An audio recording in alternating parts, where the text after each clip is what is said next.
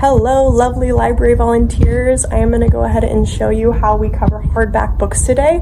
The process for covering hardback books is the same for any size. The only difference is you'll use a different sized material. Right here I have a 16-inch. I could probably even use 14-inch for this, but just for this demo I'm going to be using 16-inch today. The way that you'll know what size paper you need is to hold your book up to it. You want to make sure that you have at least 1.5 inches to 2 inches extra for folding over, so I have plenty for this. The other materials that you will need is clear tape, a pair of scissors, and this special binding tape. If you do not have access to this at home, if you are doing take home, then just ignore this step and I will do that at the end when the books are returned. Let's go ahead and get started. The first step to this process is to take off our book jacket and put your book to the side.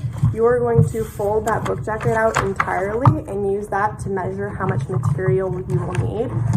I like to keep a little bit of room just for safekeeping, and then you pull out your paper until it is fully covered. Then you are going to cut your paper.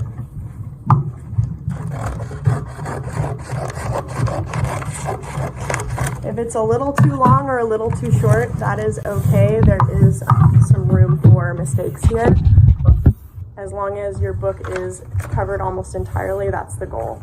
What I usually do is I flip my paper upside down so that clear side is facing downwards and the sealed side is facing towards me.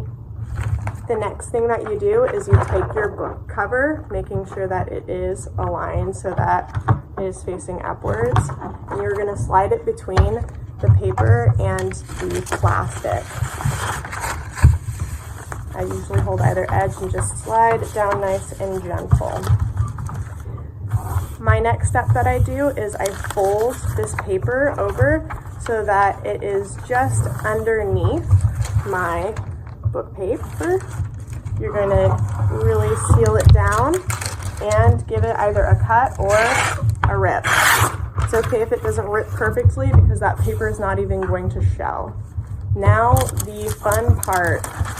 You really want to make sure that the book cover is all the way down. As you can see, I have a little white here. So what I'm going to do is really press the edge of the book cover down so that there is no more space.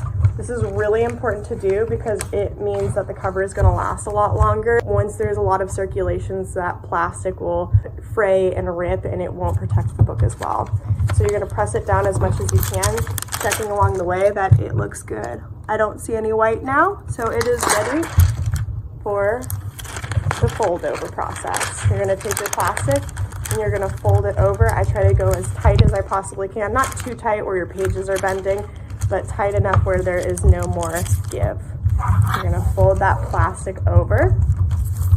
Then you are going to take a little piece of tape and put it in the middle just to hold it down. Just like so. Now you can cut the white edges off of these just so that it looks a little bit better when we process it in the jacket. If there's a little extra, that's okay, but I try to cut the edges because this looks better. Now that it has been cut, I can lay my cover down and put the book inside. Now this is a really important part of the process, is to make sure that you're putting the book in the proper way, so that way it is not upside down in the covering, so that way no students are going to open the book and say, wait, this is the end of the story. So I usually just put it as close to the spine as I possibly can and fold it over. You might notice that some of my plastic is spraying out. I just slide my fingers as tight as possible.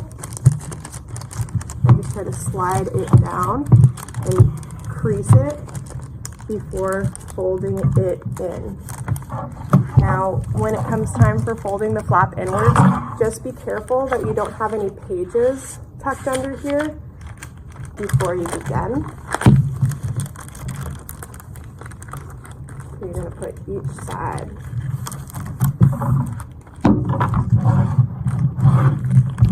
Ta-da! The last step that you're gonna do, and this is something that I might be doing just because we do not have a bunch of these, is to cut 4 pieces off of it. I usually do it at an angle and at about 1.5 to 2 inches in length. So 1, 2, 3, 4. And then you are going to tape down your book. It's really important that you lift up the book so it's at an angle, and you want to make sure that it's tight to that book.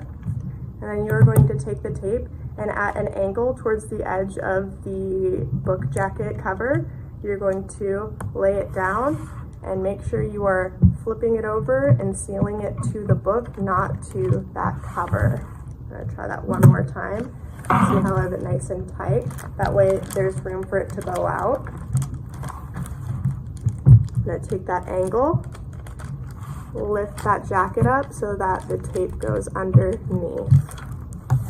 And then do so on the other side. So I flip it up, I make sure it's nice and tight.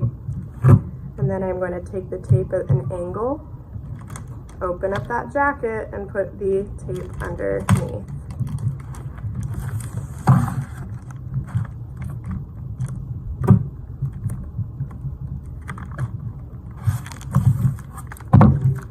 There you have it. Now, common problems tend to be when we are measuring it out. Sometimes we accidentally measure it without pulling out the full book jacket. And sometimes when we're not doing a tight enough job in folding, it can get bubbly and bowed out. So just really make sure to try to be as tight and precise as possible. Not all of them are going to look perfect. Really double check before you end up taping your book jacket down that there is no white shelling at the edges or there's no extra material, so that way our books will stay together much longer. Thank you.